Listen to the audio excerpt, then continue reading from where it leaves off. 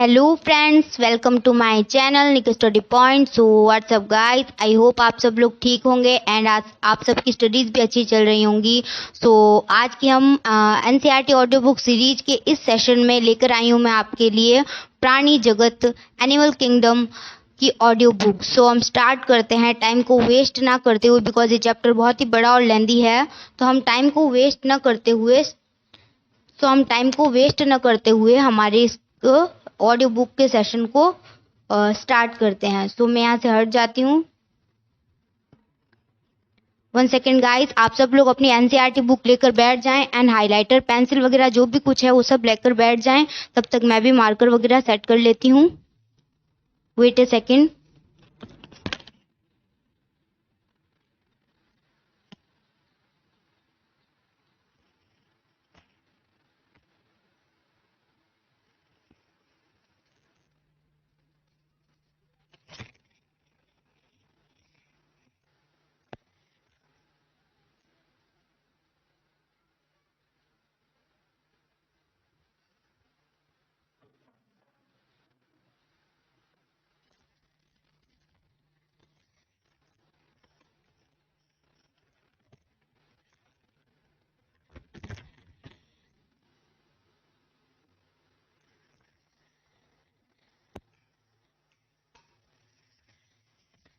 तो चलिए हम स्टार्ट करते हैं हमारी एनसीईआरटी ऑडियो बुक को।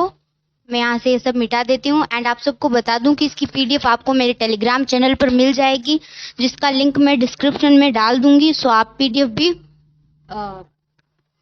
इसकी पीडीएफ भी मिल जाएगी आपको। सो आप प्रोवाइड कर सकते हैं, पीडीएफ भी ले सकते हैं आप। सो चलिए हम स्टार्ट करते हैं। आज मेरी थोड़ी तबीयत ठीक नहीं है, इसलिए आपको सबको थोड़ा कोऑपरेट करना पड़ेगा, प्लीज सॉरी गाइस। और ये न्यू एनसीईआरटी है। चलिए हम स्टार्ट करते हैं। इस चैप्टर में हम पढ़ने वाले हैं प्राणी जगत। इस चैप्टर में हम पढ़ने वाले हैं वर्गीकरण का आधार एंड प्राणियों का वर्गीकरण। चलिए स्टार्ट करते हैं। जब आप अपने चारों ओर देखते हैं तो आप प्राणियों को विभिन्न संरचना एवं स्वरूपों में पाते हैं। अब तक लगभग 10 लाख से अधिक प्राणियों का वर्णन किया जा चुका है, अतः वर्गीकरण का महत्व अधिक हो जाता है। इससे नई खोजी गई प्रजातियों को वर्गीकरण में उचित स्थान पर रखने में सहायता मिलती है। 4.1 वर्गीकरण का आधार। प्राणियों की संरचना एवं आकार में भिन्नता होते हुए भी उनकी कोशिका व्यवस्था, शारीरिक सम्मिति, प्रगुहा की प्रकृति, पाचन तंत्र, परिसंचरण तंत्र व जनन तंत्र की रचना में कुछ महत्वपूर्ण आधारभूत समानताएं पाई जाती है। इन विशेषताओं को वर्गीकरण के आधार के रूप में प्रयुक्त किया गया है। इनमें से कुछ का वर्णन यहाँ किया गया है। 4.1.1 संगठन के स्तर। यद्यपि प्राणी जगत के सभी सदस्य बहुकोशिक होते हैं, लेकिन सभी एक ही प्रकार की कोशिका के संगठन को प्रदर्शित नहीं करते हैं। उदाहरण के लिए स्पंज में कोशिका बिखरे हुए समूहों में है, अर्थात वे कोशिकीय स्तर का संगठन दर्शाती है। कोशिकाओं के बीच में श्रम का कुछ विभाजन होता है। सिलेंट्रेट कोशिकाओं की व्यवस्था अधिक होती है, उसमें कोशिकाएं अपना कार्य संगठित होकर ऊतक के रूप में करती है, इसलिए इसे ऊतक स्तर का संगठन कहा जाता है। इससे उच्च स्तर का संगठन जो प्लेटीहेल्मिन्थीज के सदस्य तथा उच्च संघों में पाया जाता है, जिससे ऊतक संगठित होकर अंग का निर्माण करते हैं और प्रत्येक अंग एक विशेष कार्य करता है। प्राणी में जैसे एनेलिड, आर्थ्रोपोड, मोलस्क के एकाइनोडर्मेट तथा रज्जुकी के अंग मिलकर तंत्र के रूप में शारीरिक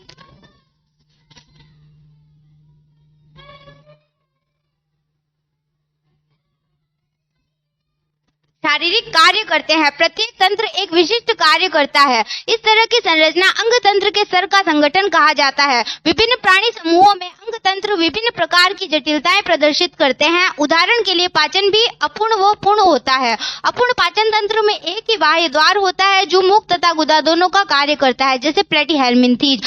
पूर्ण पाचन तंत्र में 2 बाह्य द्वार होते हैं, मुख तथा गुदा। इसी प्रकार परिसंचरण तंत्र भी 2 प्रकार का होता है, खुला तथा बंद। खुले परिसंचरण तंत्र में रक्त का बहाव हृदय में सीधे बाहर भेजा जाता है तथा कोशिका एवं ऊतक इसमें डूबे रहते हैं। बंद परिसंचरण तंत्र रक्त का संचार हृदय से भिन्न भिन्न व्यास की कोशिकाओं के द्वारा, वाहिकाओं के द्वारा होता है। उदाहरण धमनी, शिरा तथा कोशिकाएं। 4.1.2 सम्मिति।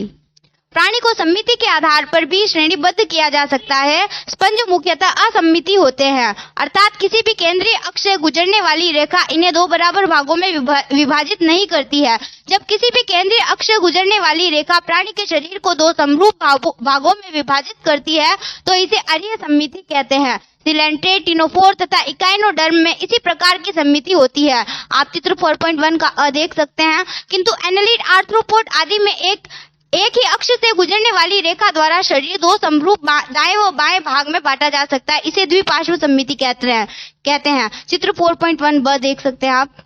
4.1.3 द्विकोरिक तथा त्रिकोरिक संगठन। जिन प्राणियों में कोशिकाएं दो भ्रूणीय स्तरों में व्यवस्थित होती हैं, यथा बाह्य एक्टोडर्म, बाह्य त्वचा तथा आंतरिक एक्टोडर्म, अंतः त्वचा, वे द्विकोरिक कहलाते हैं। जैसे सिलेंट्रेट, चित्र 4.2 अ, वे प्राणी जिनके विकसित भ्रूण में तृतीय भ्रूणीय स्तर मेसोडर्म होता है, त्रिकोर की कहलाते हैं। जैसे प्लेटीहेल्मिन्थेस से रज्जुकी तक, चित्र 4.2 ब।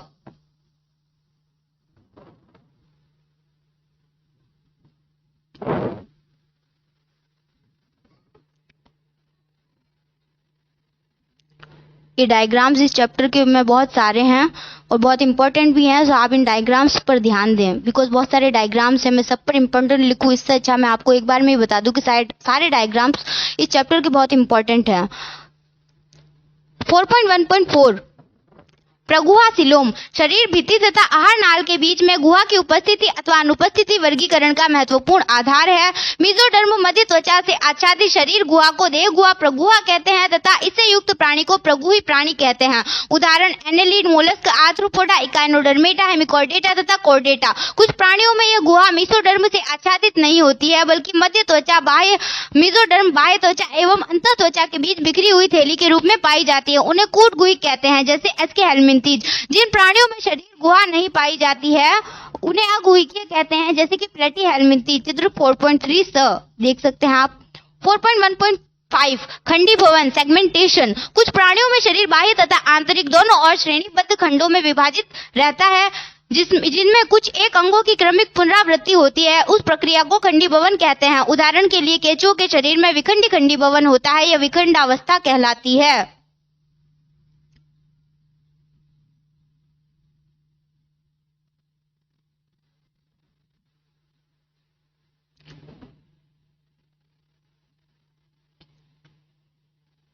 4.1.6 पृष्ठ रज्जु, शलाका रूपी पृष्ठ रज्जु नोटोकॉर्ड मध्य त्वचा मेसोडर्म से उत्पन्न होती है, जो भ्रूणीय परिवर्धन विकास के समय पृष्ठ सतह से बनती है। पृष्ठ रज्जु युक्त प्राणी को रज्जु की कॉर्डेट्स कहते हैं तथा पृष्ठ रज्जु रहित प्राणी को अरज्जु की नॉन कॉर्डेट्स कहते हैं। 4.2 प्राणियों का वर्गीकरण। प्राणियों का विस्तृत वर्गीकरण उपयुक्त वर्णित मौलिक लक्षणों के आधार पर किया गया है, जिसका वर्णन इस अध्याय के शेष भाग में किया गया है। चित्र 4.4। 4.2.1 संघ पॉरीफेरा। इस संघ के प्राणियों को सामान्यतः स्पंज कहते हैं। सामान्यतः लवणीय एवं असममिति होते हैं। ये सब आदि बहुकोशिक प्राणी हैं। चित्र 4.5 जिनका शरीर संगठन कोशिकीय स्तर का है। स्पंजों में जल परिवहन तथा नाल तंत्र पाया जाता है। जल सूक्ष्म रंध्र ऑस्टिया द्वारा शरीर की केंद्रीय स्पंज गुहा स्पंजशील में प्रवेश करता है तथा बड़े रंध्र ऑस्कुलम द्वारा बाहर निकलता है। जल परिवहन का यह रास्ता भोजन जमा करने,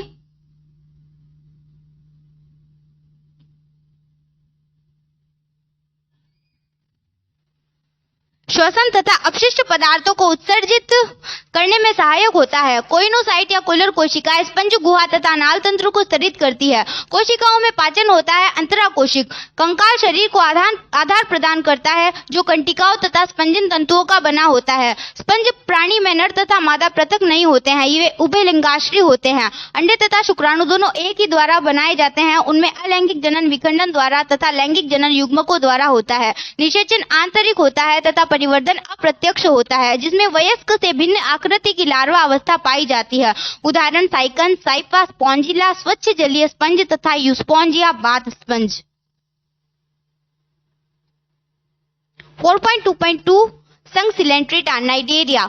ये जलीय अधिकांशतः समुद्री स्थावर अथवा मुक्त तैरने वाले सममिति प्राणी हैं। चित्र 4.6 नाइडेरिया नाम इनकी दंश कोशिका नाइडोब्लास्ट या निमेटोब्लास्ट से बना है। ये कोशिकाएं स्पर्शकों तथा शरीर में अन्य स्थानों पर पाई जाती है। दंश कोरक नाइडोब्लास्ट स्थिरक, रक्षा तथा शिकार। ये डायग्राम बहुत इंपॉर्टेंट है। इस डायग्राम से हम जो भी हमने प्राणी जगत को बांटा है उनके आधार वगैरह सब कुछ दे रखे हैं, तो वेरी इंपॉर्टेंट है, आप इसे बुक में अपनी नोटबुक में लिख सकते हैं।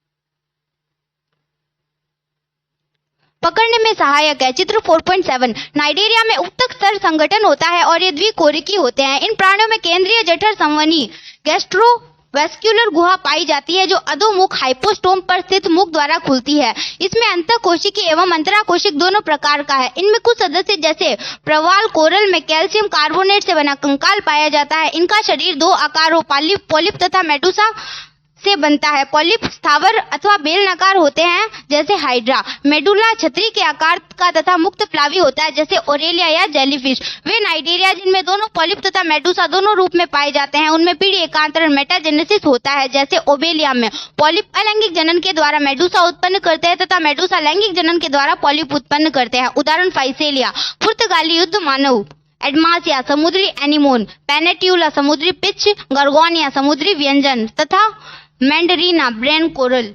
It's very important example for your NEET exam. So please highlight this example. And आप शॉर्ट नोट्स जरूर बनाएं इस चैप्टर के, बिकॉज आप शॉर्ट नोट्स के बगैर इस चैप्टर में कुछ नहीं कर सकते। बिकॉज जो थर्ड चैप्टर है और फोर्थ चैप्टर है plant kingdom and animal kingdom, इन दोनों में एग्जाम्पल्स भर भर के दिए रखे हैं। तो अगर आप शॉर्ट नोट्स नहीं बनाएंगे तो इस चैप्टर को याद नहीं रख पाएंगे। 4.2.3 संघ टिनोफोरा। टिनोफोरा कंकतधर को सामान्यतः समुद्री अखरोटसी, बालन वाट या कंकाल जेली, कॉम जेली कहते हैं। ये सभी समुद्री अरीय सम्मिति द्विकोरिक जीव होते हैं तथा इनमें उत्तक श्रेणी का शरीर संगठन होता है। शरीर में 8 बाह्य पक्षमापी कंकत पट्टिका होती है जो चलन में सहायता करती है। चित्र 4.8 पाचन अंतःकोशिकीय तथा अंतराकोशिक दोनों प्रकार का होता है। जैव संदीप्ति प्राणी के द्वारा प्रकाश उत्सर्जन करना।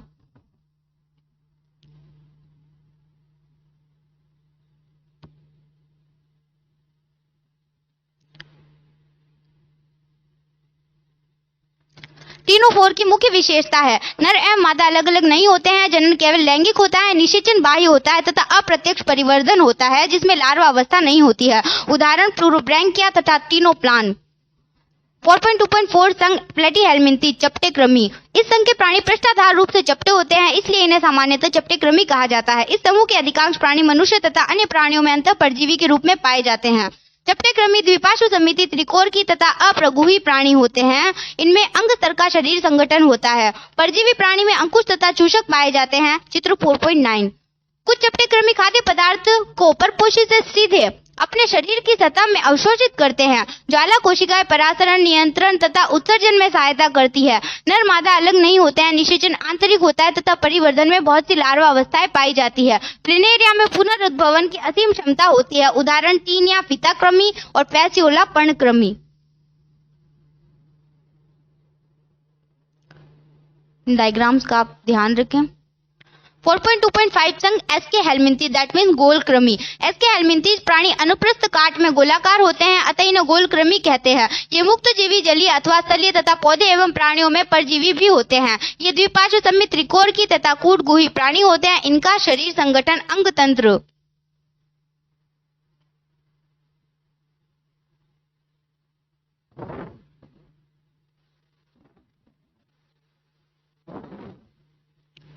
अंगतंत्र स्तर का है। आहार नाल पूर्ण होती है जिसमें सुपरिवर्तित पेशीय ग्रसनी होती है। उत्सर्जन नाल शरीर से अपशिष्ट पदार्थों को उत्सर्जन रंध्र के द्वारा बाहर निकालती है। चित्र 4.10 नर तथा मादा एक लिंगाश्री होते हैं। प्राय मादा नर से बड़ी होती है। निषेचन आंतरिक होता है तथा परिवर्धन प्रत्यक्ष शिशु वयस्क के समान ही दिखते हैं अथवा अप्रत्यक्ष लार्वा अवस्था द्वारा होता है। उदाहरण एस्केलेरिस गोल कृमि, पुचेरेरिया फाइलेरिया कृमि, एंसाइक्लोस्टोमा अंकुश कृमि।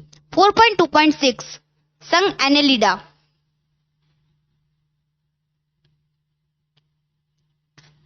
ये प्राणी जलीय, लवणीय तथा अलवणीय, जलीय अथवा स्थलीय स्वतंत्र जीव, कभी कभी परजीवी भी होते हैं। ये अंग तंत्र स्तर के संगठन को प्रदर्शित करते हैं तथा द्विपार्श्व समिति होते हैं। ये त्रिकोर की क्रमिक पुनरावृत्ति विखंडित, खंडित तथा गुह्य प्राणी होते हैं। इनका शरीर सतह स्पष्टतः खंड अथवा विखंडों में बटा होता है। लैटिन एनुलस अर्थात सूक्ष्म वलय, इसलिए इस संघ को एनेलिडा कहते हैं। चित्र 4.11।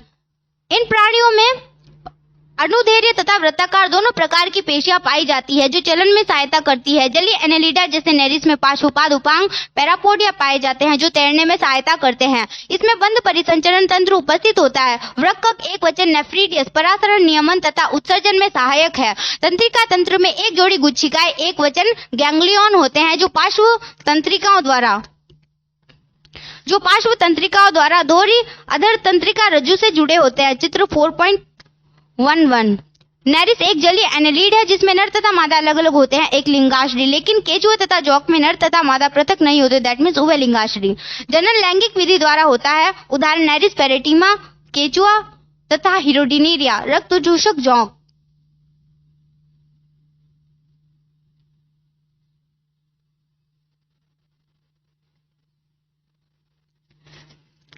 चित्र 4.12।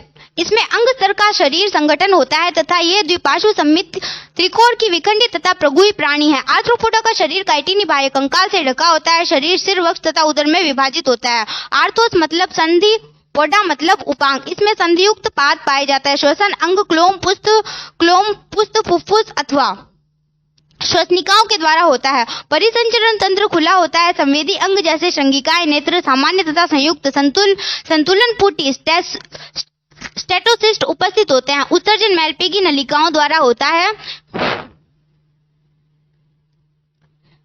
तथा अधिकांशतः अंड प्रचक होते हैं। परिवर्धन प्रत्यक्ष तथा लार्वा अवस्था द्वारा अप्रत्यक्ष होता है। आर्थिक रूप से महत्वपूर्ण कीट है एपिस मधुमक्खी व बॉम्बिक्स रेशम कीट, लेसिफरलाक कीट, रोगवाहक कीट, एनाफिलीज, क्यूलेक्स तथा एडिस मच्छर, भूत पीड़क टिड्डी, लोकस्ट तथा जीवित जीवाश्म लिमुलस, रोज, करकट, किंग, क्रैब आदि।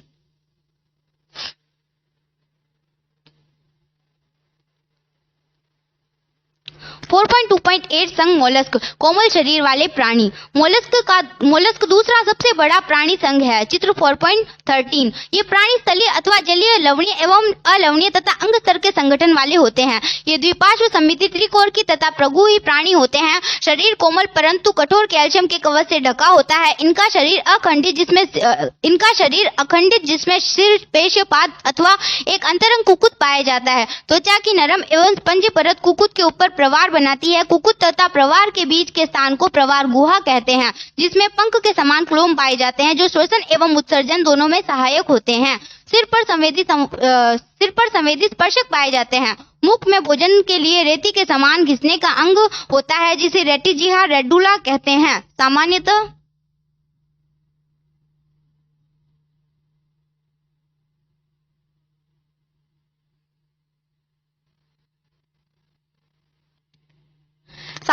नर तथा मादा पृथक होते हैं तथा अंड प्रजक होते हैं। परिवर्धन सामान्यतः लार्वा के द्वारा होता है। उदाहरण पाइला सैपगोंगा, पिंकटाडा मुक्ता शक्ति, सिपिया कटलफिश, लोलिगोस्किन, ऑक्टोपस बेताल मछली, एप्लाइस या समुद्री खरगोश, डेंटेलियम रत्कवचर, कीटोप्ल्यूरा काइटन। 4.2.9 संघ एकाइनोडर्मेटा, शूल युक्त प्राणी। इस संघ के प्राणियों में कैल्शियम युक्त अंतकंकाल पाया जाता है, इसलिए इनका नाम एकाइनोडर्मे शूलयुक्त शरीर पड़ा। चित्र 4.14 आप देख सकते हैं। सभी समुद्री वासी हैं तथा अंग तंत्र स्तर का संगठन होता है। वयस्क एकाइनोडर्म अरीय रूप से सम्मिति होते हैं, जबकि लार्वा द्विपार्श्व रूप से सम्मिति होते हैं। ये सब त्रिकोरिक तथा प्रगुही प्राणी होते हैं। पाचन तंत्र पूर्ण होता है तथा सामान्यतः मुख अधर तल पर एवं मल द्वार पृष्ठ तल पर होता है। जल संवहन तंत्र इस संघ की विशिष्टता है, जो चलन गमन तथा भोजन पकड़ने में तथा श्वसन में भी सहायता करता है। स्पष्ट उत्सर्जन तंत्र का अभाव होता है। नर एवं मादा पृथक होते हैं तथा लैंगिक जनन पाया जाता है। निषेचन सामान्यतः बाह्य होता है। परिवर्धन अप्रत्यक्ष एवं मुक्त प्लावी लार्वा अवस्था द्वारा होता है। उदाहरण एंटेरियस तारामीन, एकाइनस समुद्री अर्चिन, एंटीडोन समुद्री लिली, कुकुमेरिया समुद्री करकटी तथा ऑफिव्यूरा भंगुर तारा।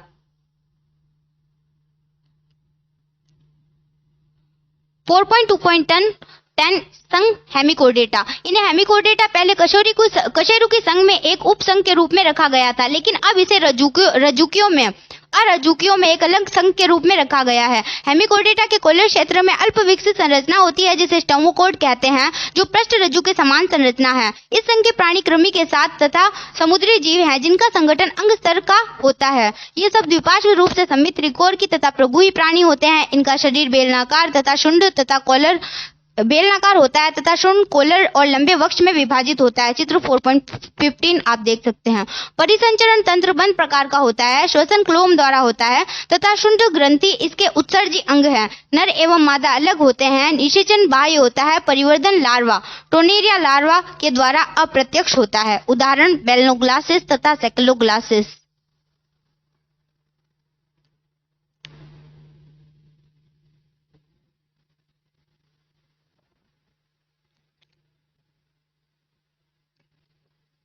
फोर 4.2.11 संघ कॉर्डेटा रज्जुकी। कशेरुकी संघ के प्राणियों में 3 मूलभूत लक्षण पृष्ठ रज्जु, पृष्ठ खोखली तंत्रिका रज्जु तथा युग्मित ग्रसनी क्लोम छिद्र पाए जाते हैं। ये सब द्विपार्श्व सममित त्रिकोणकी तथा प्रगुही प्राणी हैं। इनमें अंग स्तर का संगठन पाया जाता है। इनमें गुदा, पश्च, पुच्छ तथा बंद परिसंचरण तंत्र होता है। चित्र 4.16। सारणी 4.1 अरज्जुकी एवं रज्जुकी में विशिष्ट लक्षणों की तुलना। इसमें आपको रज्जुकी और अरज्जुकी की तुलना बताई गई है। एक बार हम इसे रीड कर लेंगे, बट ये आपके लिए बहुत इंपॉर्टेंट है, सो आप इसे अपने नोट्स में भी जरूर ऐड करें। रज्जुकी एंड अरज्जुकी। पृष्ठ रज्जु उपस्थित, पृष्ठ रज्जु अनुपस्थित। केंद्रीय तंत्रिका तंत्र पृष्ठीय एवं खोखला तथा एकल होता है।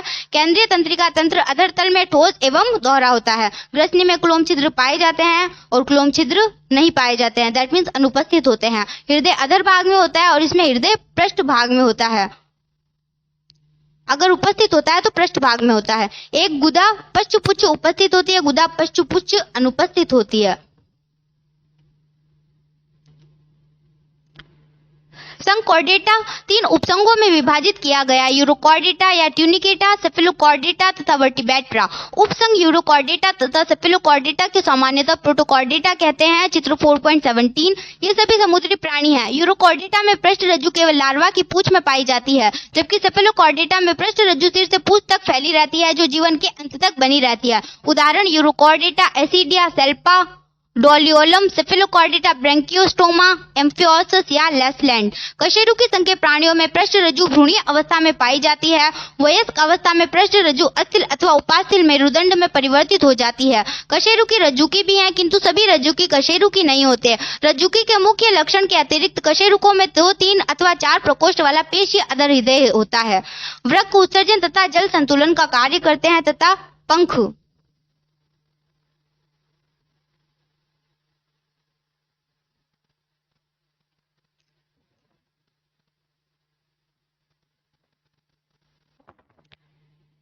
पंख फिनिया पाद के रूप में 2 जोड़ी युग्मित उपांग पाए जाते हैं। उपसंघ वर्टिब्रेटा को पुनः निम्न उपवर्गों में विभाजित किया गया है। इस सब को भी आप अपने नोट्स में जरूर ऐड करें, बिकॉज इससे आप इजीली इनके जो उपसंघों में बांटा गया है उसको याद रख सकते हैं।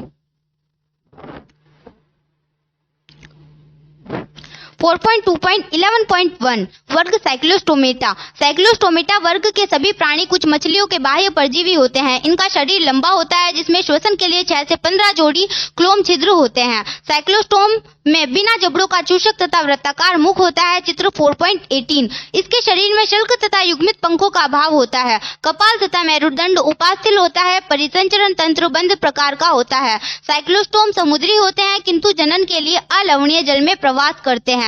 जनन के कुछ दिन बाद वे मर जाते हैं। इसके लार्वा कायांतरण के बाद समुद्र में लौट जाते हैं। उदाहरण पेट्रोमाइजोन, लैप्रे तथा मिक्सिन हैगफिश। 4.2.11.2 वर्ग कॉन्ड्रिक्थीज। ये धारारेखीय शरीर समुद्र के प्राणी है तथा इसका अंत कंकाल उपास्थल है। अंतकंकाल उपास्थल है। चित्र 4.19। मुख अधर पर स्थित होता है तथा पृष्ठ रज्जु चिर स्थायी होती है। क्लोम छिद्र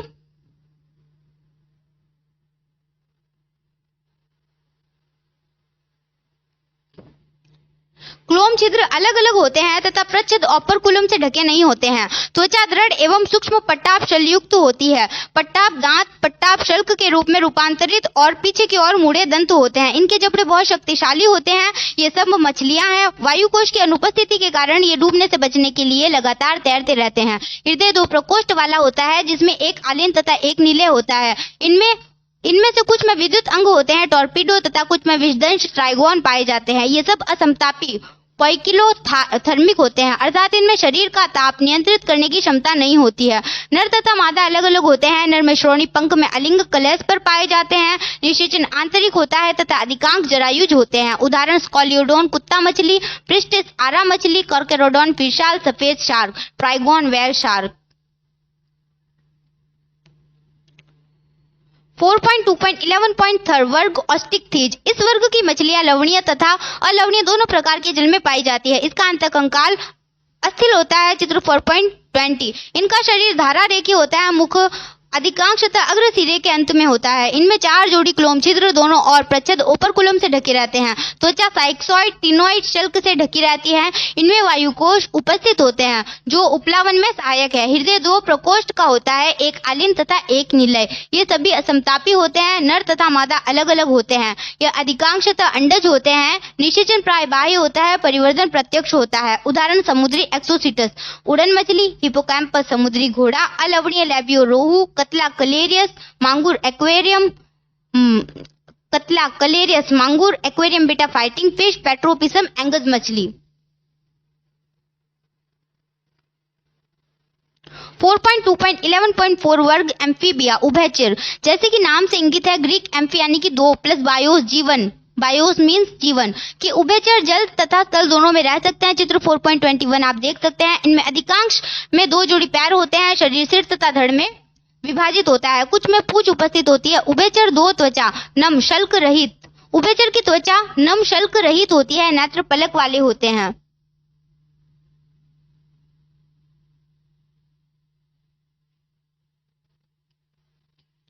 बाह्य कर्ण की जगह कर्णपटल पाया जाता है। आहार नाल मूत्राशय तथा जनन पथ एक कोष्ठ में खुलते हैं जिसे अवस्कर कहते हैं और जो बाहर खुलता है। श्वसन क्लोम फुफ्फुस तथा त्वचा के द्वारा होता है। हृदय 3 प्रकोष्ठ का बना होता है, 2 आलिन तथा एक निलय। ये असमतापी प्राणी है। नर तथा मादा अलग अलग होते हैं। निषेचन बाह्य होता है। ये अंडोत्सर्जन करते हैं तथा विकास परिवर्धन प्रत्यक्ष अथवा लार्वा के द्वारा होता है।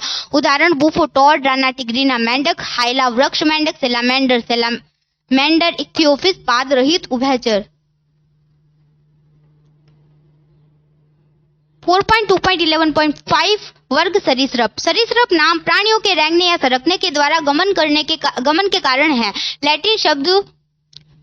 लैटिन शब्द रैपेरे अथवा रैप्टम, जिसे रेंगना या सरकना इसका मतलब होता है। ये सब अधिकांशतः स्थलीय प्राणी हैं जिनका शरीर शुष्क शल्क युक्त त्वचा से ढका रहता है। इनमें केराटिन द्वारा निर्मित बाह्य त्वचीय शल्क या प्रशल्क पाए जाते हैं। चित्र 4.22। इनमें बाह्य कर्ण छिद्र नहीं पाए जाते। कर्णपटल बाह्य कान का प्रतिनिधित्व करता है। 2 जोड़ी पाद उपस्थित हो सकते हैं। हृदय सामान्यतः 3 प्रकोष्ठ का होता है, लेकिन मगरमच्छ में 4 प्रकोष्ठ का भी होता है। सरीसृप असमतापी होते हैं। सर्प तथा छिपकली अपने शल्क को त्वचीय कैचुल के रूप में छोड़ते रहते हैं। लिंग अलग अलग होते हैं। निषेचन आंतरिक होता है। ये सब अंडज हैं तथा परिवर्धन प्रत्यक्ष होता है। उदाहरण किलोन टर्टल, टेस्ट्यूडो टॉर्टॉइस, कैमलियन वृक्ष छिपकली, कैलोटम बगीचे की छिपकली, एलिगेटर, क्रोकोडाइलस घड़ियाल, हेमिडेक्टाइलस घरेलू छिपकली, जहरीले सर्प नाजा कोबरा, वंगेरस क्रैत एंड वाइपर। इन सब जीवों को आप यहाँ पर शो कर सकते हैं। अब हम चलते हैं हमारी अगली स्लाइड पर।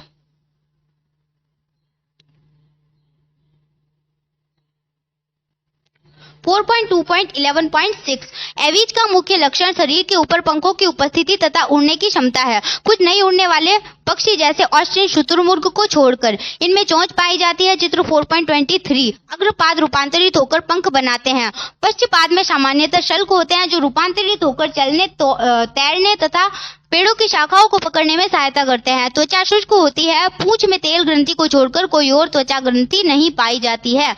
अंतःकंकाल की लंबी अस्थियां खोखली होती है तथा वायुकोश युक्त होती है। इनके पाचन पथ में सहायक संरचना क्रोप तथा प्रेषणी होती है।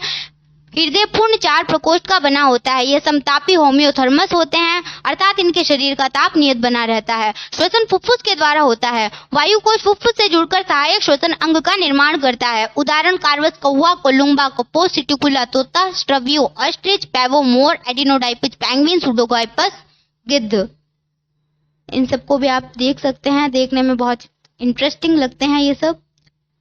एंड अब हम चलते हैं हमारे वर्ग पर, दैट मीन्स स्तनधारी। 4.2.11.7 वर्ग स्तनधारी।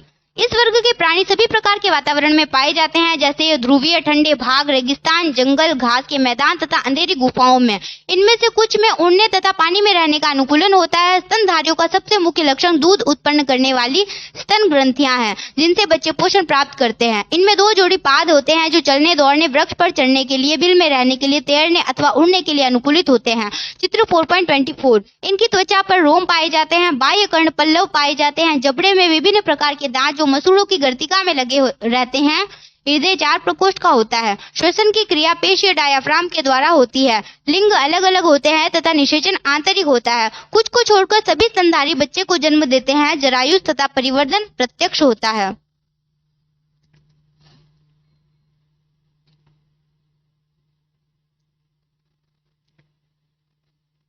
अब इसके एग्जाम्पल पढ़ लेते एक बार। उदाहरण अंडज, ऑर्निथोरिंकस, प्लेटिपस या डार्कफिल एंड जरायुज के बारे में पढ़ेंगे। अब Macropus kangaroo, Pteropus flying fox, Camelus ऊंट, मकाका बंदर, रेटिस चूहा, कैनिस कुत्ता, पैसिस बिल्ली, एलिफस हाथी, इक्वस घोड़ा, डेलिफिनस सामान्य dolphin, Balaenoptera blue whale, Panthera tigris बाघ, पैंथेरा लियो शेर। आप इन सब जीवों को भी देख सकते हैं। एंड ये जो सारणी है, ये जो टेबल है, वो आपके लिए मोस्ट इम्पोर्टेंट काम करेगी, बिकॉज इसमें सब कुछ दे रखा है कि कौन सा प्रभु है। इसमें बहुत उलझने होती है हमें याद करने में, बट इसमें आपको सब दे रखा है। आप इजीली इन सबको याद कर सकते हैं, या फिर फ्लो चार्ट बनाकर अपने रूम में लगा सकते हैं और इसे रोज पढ़े ताकि ये याद रहे जब तक नीट का एग्जाम नहीं आ जाए। बिकॉज नीट के एग्जाम में इस चैप्टर से प्रोबेबली 2 क्वेश्चन तो आते ही हैं। सो आप हो सकता है इस चार्ट से 2 क्वेश्चन आ जाए डायरेक्टली। सो आप इस चार्ट का ध्यान रखें, एंड आपके लिए बहुत इंपॉर्टेंट है ये।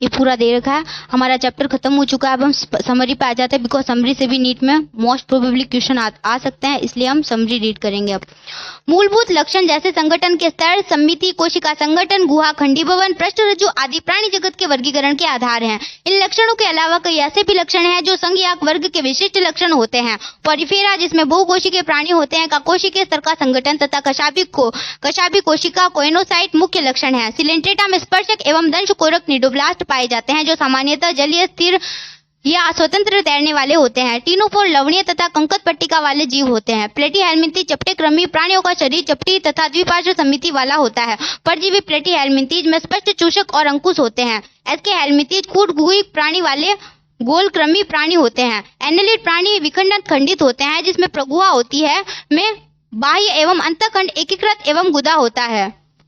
आर्थ्रोपोडा प्राणी जगत का सबसे बड़ा समूह होता है, जिसमें संधियुक्त पाद पाए जाते हैं। मोलस्का का कोमल शरीर कैल्शियम कवच से ढका होता है तथा बाहरी कंकत पट्टिका काइटिन का होता है। इकाइनोडर्म की त्वचा कांटेदार होती है। इन प्राणियों का मुख्य लक्षण जल संवहन तंत्र होता है। हेमिकोर्डेटा कृमि की तरह लवणीय प्राणी होते हैं। इन प्राणियों का शरीर बेलनाकार होता है, जिसमें शुंड, कॉलर एवं वक्ष होते हैं। संकोर्डेटा के प्राणियों में पृष्ठरज्जु नोटोकॉर्ड या तो प्रारंभिक भ्रूणीय अवस्था में अथवा जीवन की किसी अवस्था में पाया जाता है। इसके दूसरे सामान्य लक्षण पृष्ठीय खोखले, तंत्रिका रज्जु तथा क्लोम छिद्र होते हैं। कुछ कशेरुकी प्राणियों में जबड़े का अभाव, अग्न्यता तथा अन्य में जबड़े उपस्थित होते हैं, जिसे नेत्रोस्टोमेटा कहते हैं। साइक्लोस्टोमेटा अग्न्यता का प्रतिनिधित्व करते हैं। ये अत्यंत प्राचीन कॉर्डेटा होते हैं तथा मछलियों के बाह्य परजीवी होते हैं। नेत्रोस्टोमेटा को 2 अधिक वर्ग में विभाजित किया जाता है, पिसीज तथा टेट्रापोडा। वर्ग कॉन्ड्रिक्टिज तथा ऑस्ट्रिक्टिज का चलन पंख द्वारा होता है तथा ये पिसीज के अंतर्गत आते हैं। कॉन्ड्रिक्टिज लवणीय मछलियों में बाह्य बहिकंकाल उपास्थल होता है। उभयचर एम्फीबिया, सरीसृप, रेप्टिलिया, पक्षी वर्ग एविस तथा स्तनधारी मैमोलिया वर्ग में 2 जोड़े पाद होते हैं तथा ये टेट्रापोडा के अंतर्गत रखे गए हैं।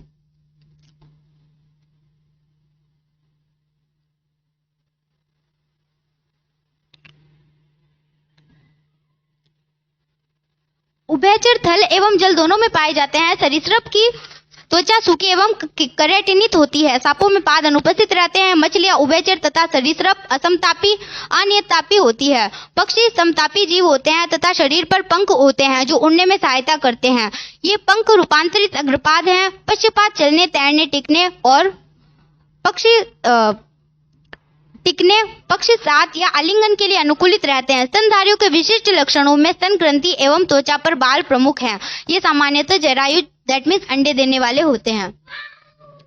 तो हमारा ये चैप्टर कंप्लीट हो चुका है। एंड अब इसके अभ्यास क्वेश्चन जो आप जिस भी कोचिंग के नोट्स यूज़ करते हैं या फिर आप खुद नोट्स बनाते हैं अपने कोचिंग जाकर, तो आपको ये क्वेश्चंस जो है अपने नोट्स में से मिल जाएंगे, बिकॉज सारे क्वेश्चंस एनसीईआरटी से ही है, कोई भी क्वेश्चन आउट ऑफ एनसीईआरटी नहीं है। सो आज के हमारे सेशन में मैंने ये चैप्टर आपको कंप्लीट करवा दिया है, प्राणी जगत एनिमल किंगडम वाला।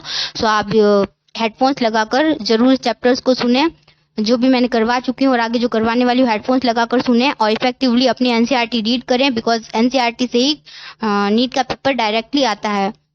सो ये वीडियो अच्छी लगे तो लाइक करें एंड प्लीज़ अपने दोस्तों तक जरूर शेयर करें, बिकॉज बहुत मेहनत लगती है इस ऑडियो बुक को बनाने के लिए। So please share this video and thank you so much. Bye.